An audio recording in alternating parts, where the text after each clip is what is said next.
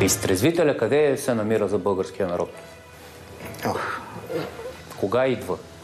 И той винаги идва с махмурук и главоболие.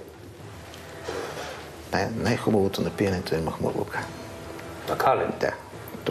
Тогава човек изнъж си казва, леле, какво съм го ведал? Как можа да го направя това? Кой ме би по главата? Сипи една да се оправи. И след 2 дни пак го ведо и пак го боли. Защо след 2 дни? Още същата вечер. Няма. Откакто е започнало пиянството на българския народ, майче не е свършвало. Добре, каква е тази дебелата стена до сега, като си блъскаме главата в стената, па да бяхме пробили? Ма какво ще намерим от другата страна, се чудим? И Ежелец има такава мисъл. Като пробил си стената с главата си, какво ще търсиш в съседната килия? То проблема, знаете ли, понякога съм се замислил, че нашите килии никой не ги заключва. Нас ни е по-удобно и приятно да си бъдем в килии. Първо си псуваме участта, защото сме за килия.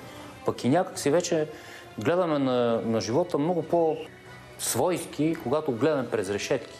Ако ни дадат да полетим, ние няма да знаем. Ние сме като едни уяли се щраусчета, които обичат да си пъхат главата в пясък. Нали знаете Щраус кога е изпитвал най-големия ужас? Когато се оплаши в гробище. Не го знаех. В килия си живее удобно. Първо, второ, трето. Първо, второ, трето. Нали, човек може да има на кого да се оплаче. Супата е столена. Ако бутне нещо... Европа ще погледне на това с лошо око, че супата е студена. Ако бутне някой лев на надзирателя, може да се вкара нещо за пиване или за хапване, или още за по-хубави неща.